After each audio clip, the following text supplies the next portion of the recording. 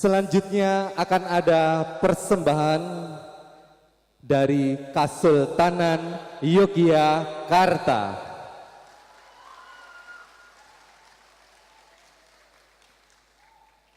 Akan membawakan dan mempersembahkan karya fragmen Menak Ambar Kustub.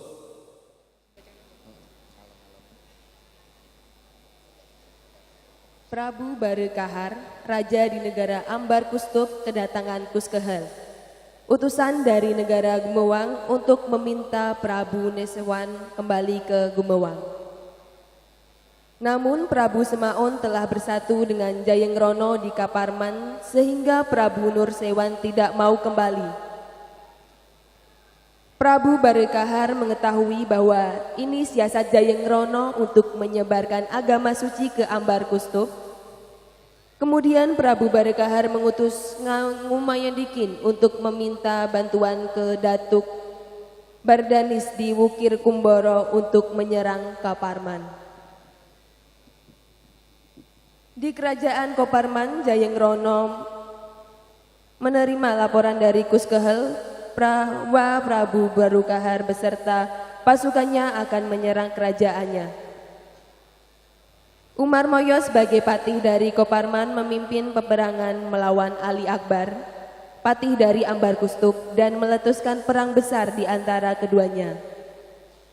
Perang berakhir saat Koparman yang dipimpin oleh Jayengrono berhasil menaklukkan Prabu Barekahar dari Ambar Kustub. Akhirnya Nguyumadikin dan Ambaya Katamsi yang jatuh cinta di tengah peperangan tersebut menjadi simbol sebagai hubungan baik dari kedua kerajaan tersebut. Selamat menyaksikan.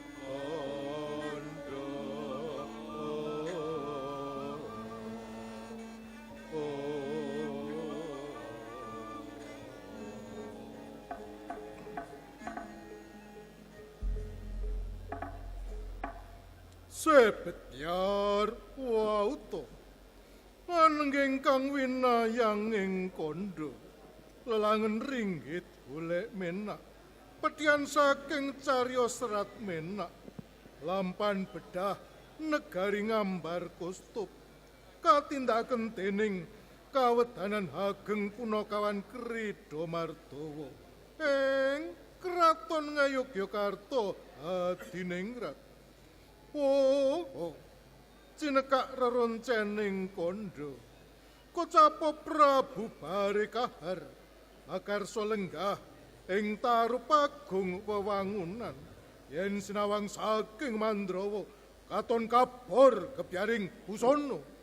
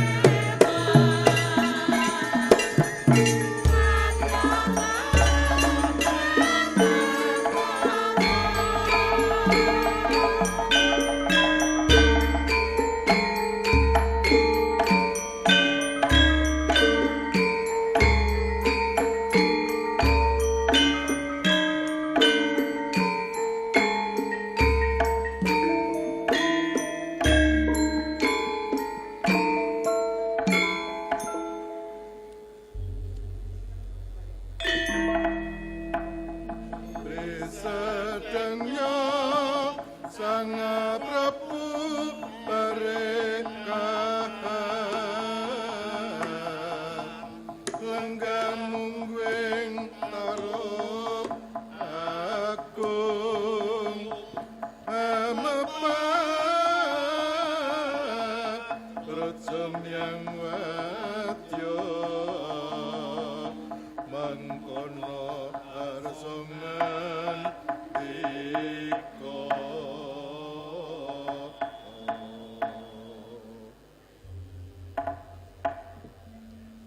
Yai Ali Akbar, kados pundi kawentanipun negari Ambar Gustu? Nun Koko Prabu kawontenan ing Ambar Gustu tansah toto tititentrem boten kirang setunggal punapi. Syukur bagi sawiyan kados mekaten. Rama Prabu Nursewan miwah Paman Patih Besta kula aturi lenggah ingkang prayogi rawuh wonten negari Ambar Gustu.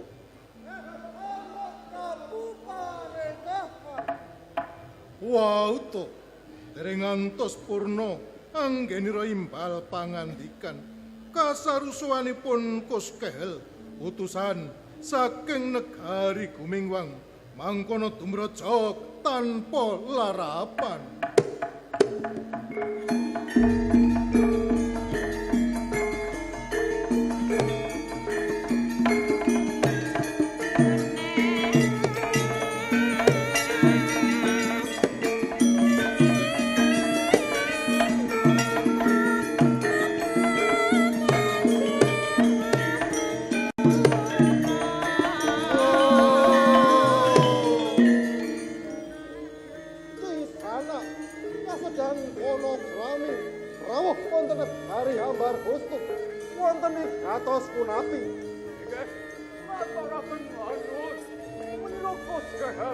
Utusane Prabu Semangun ing negari Gumingwang. Suwan menira puniki ade kang ngaturi Kanjeng Dewaji Nursewan supados kondur dinten puniki ugi wonten ing negari Gumingwang.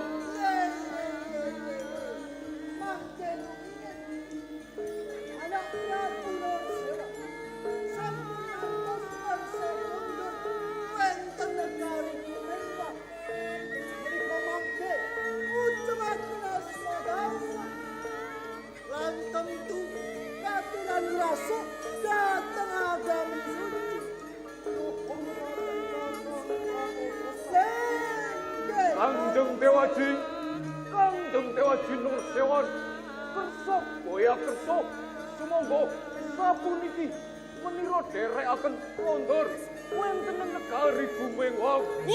Piye?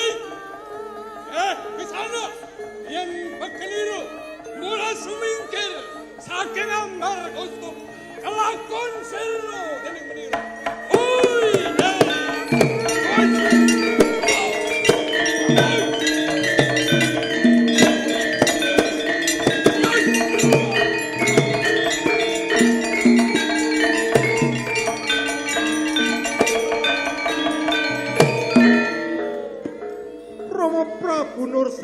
Paman Patih Besta saha sedaya kemawon sumangga sami ngawat-awati tindakipun Kyai Ali Akbar.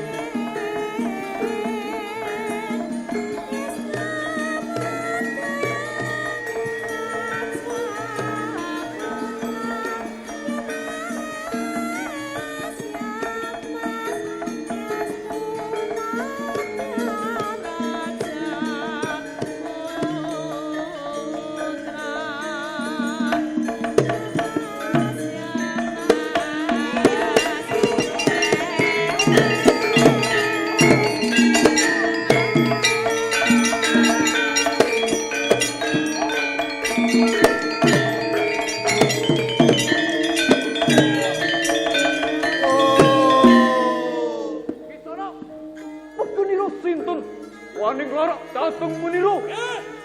Meniru katanganem Prabu Bargahar. Koske. Wonten nabi. Sampun Agniru ngruta weksa sinuwun nur sewan. Yen ora sumingkir serno dening meniru. Apa? Sawi atu-atu sing mau.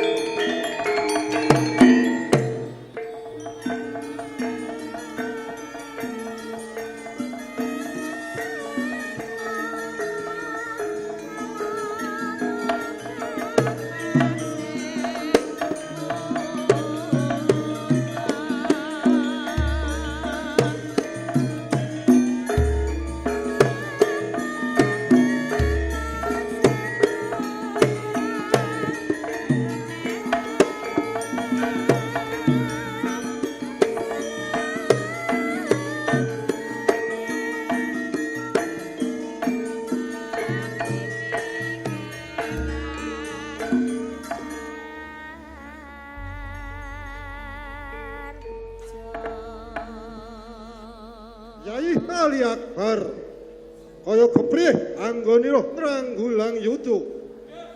Ko Prabu Koske sawetawis sampun saged meniru nduraken.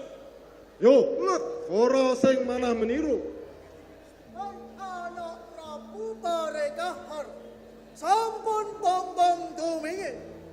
Menika mangke Prabu Semaun tentu irat wadya Koparman gempur negari Ambar Kostum. Prayoginipun Ambar Kostum anding ini lampah ngluruk wonten negari Koparman. Yen kados mekaten Paman Patih Besta kauno Purwadya Bala Ambar Kostum siklo siaganing ayuda ngluruk wonten negari Koparman. Nggih dateng sandika.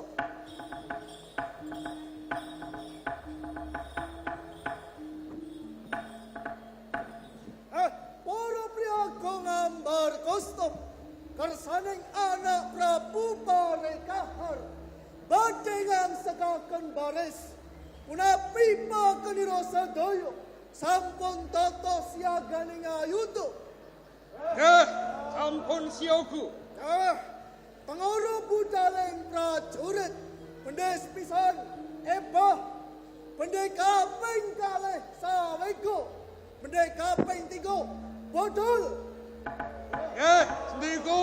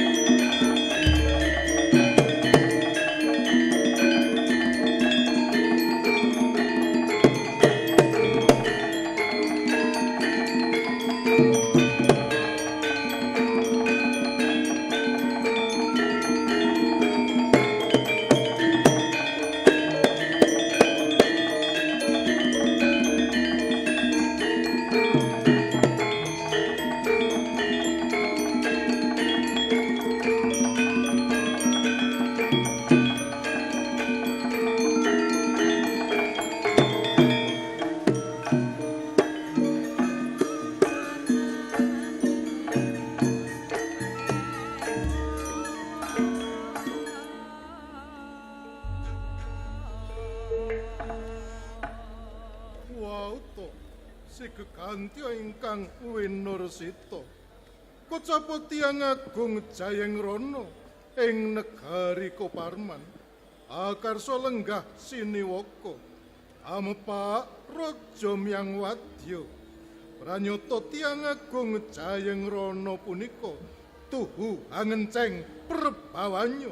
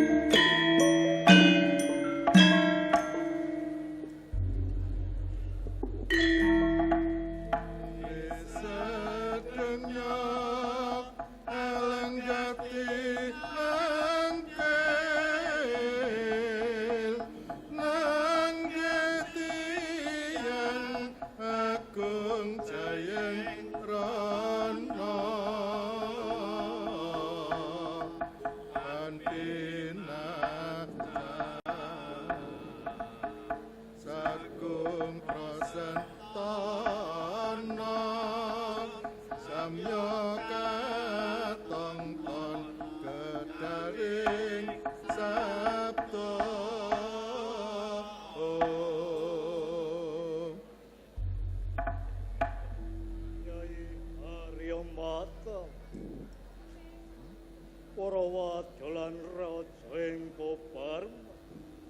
Apa ora ana kekurangan?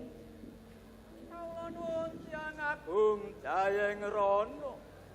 Para raja sarta wadya ing Koparman. Nggih boya wenten kekiranganipun. Kakang Adipati Marmoyo, Rabi Hyang Agung Jayeng Rana, Kadiparan Pawartosipun, Rama Prabu Nursewan.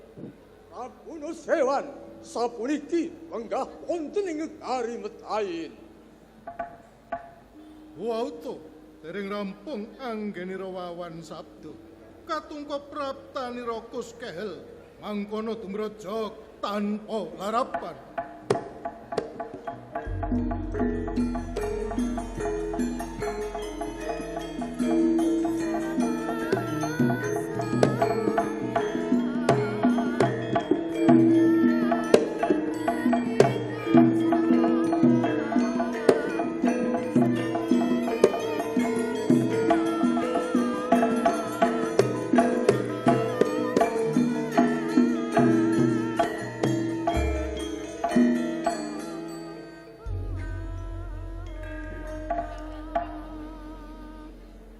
Iki koskeh praptanira siku mara ing Kamaturu. Tiang Agung Jayeng Rana menira badhe nyaosi pirsa menawi sapuniki Kanjeng Dewaji Nursewan boya kersa kondur. Lah malah sapuniki Prabu Balekahar nganti wadya bola saglar sepapan badhe nglurep wonten Koparman mriki.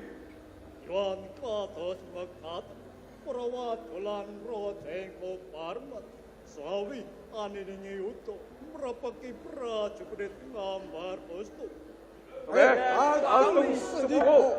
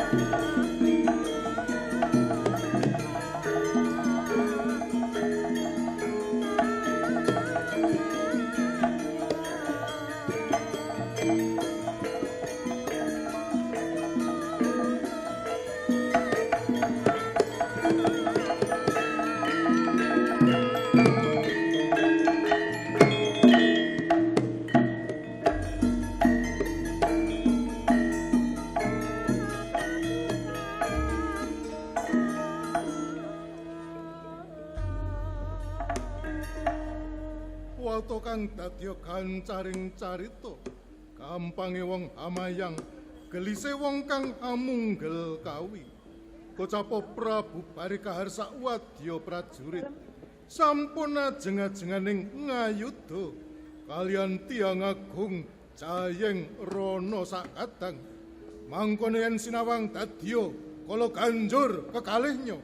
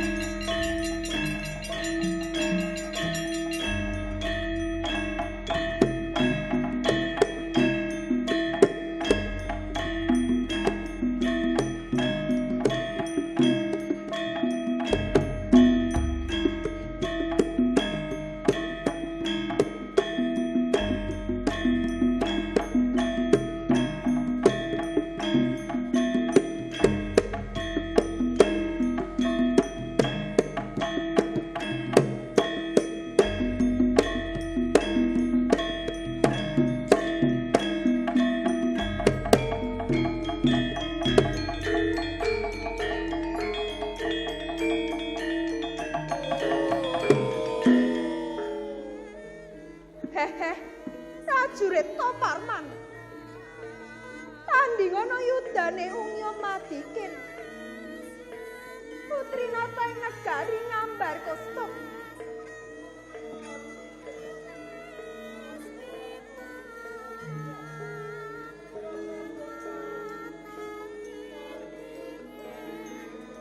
Babu, aja mati tanpa aran. Pekenira sinten?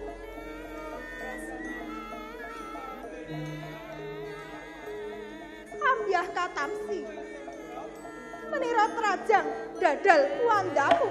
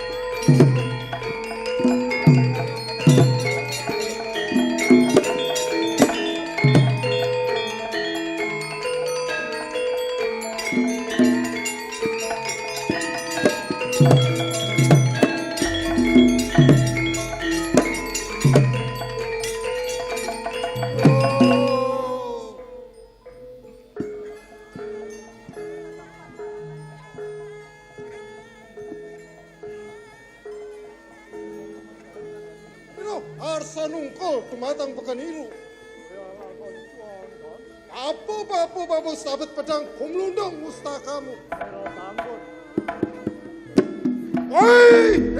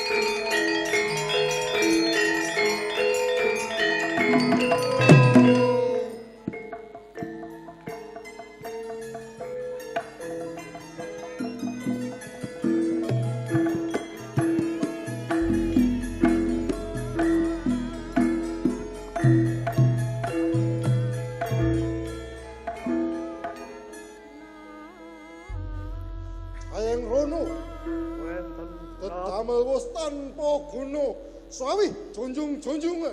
Yes, wow.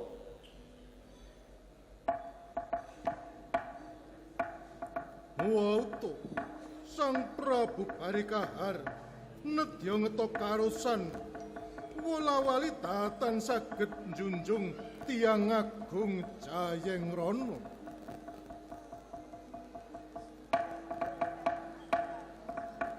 Laing riku Tiang Agung Jayengrana tan yo nyandak sariranyo Prabu Barikahar.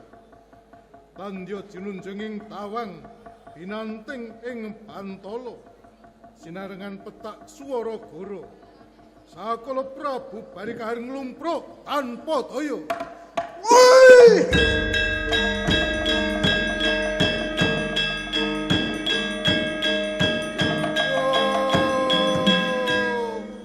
Aduh Raden, menira sampun tobat, menira sumbangaken jiwa raga menira.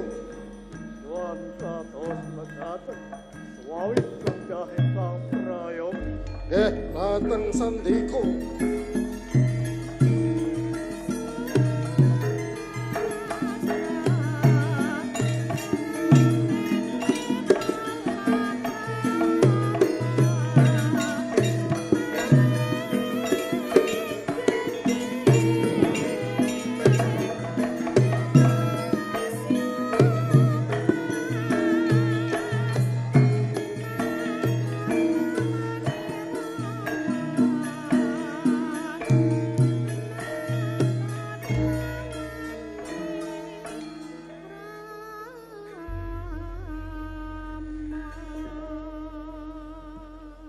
Para priagung Koparman miwah para priagung Ambar Gustu rehning menira sampun kasoring ayuda kaliyan Tiang Agung Jayengrana pramila menira arsa nungkul dumateng Tiang Agung Jayengrana sarta ndhawuhaken Nini Dewi Uncumadikit kaliyan Ambyah Katansi.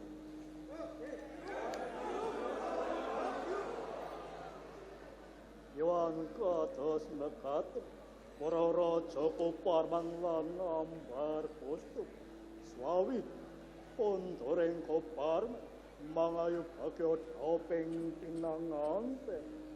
Nggih, dateng sandi. Wow to, pamat lelangan ringgit golek menak lampan bedaing negari Ngambar Kustup ingkang katindakaken dening kawedanan Hageng Punakawan Krida Mardawa ing kraton Ngayogyakarta Hadiningrat purnaning pasamuan sinawung gatiwiwaha ingkang mangungkung karenggeng tawang.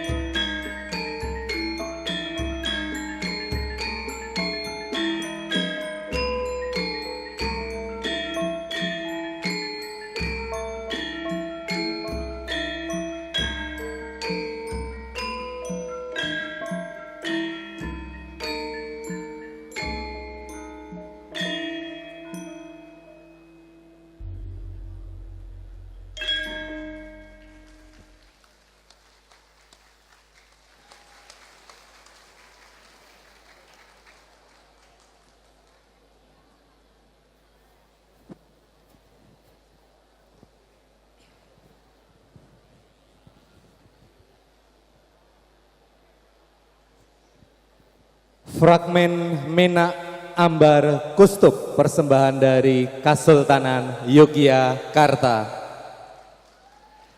Dan akan ada penyerahan kenang-kenangan dari jurusan tari Fakultas Seni Pertunjukan ISI Surakarta kepada delegasi dari Kasultanan Yogyakarta.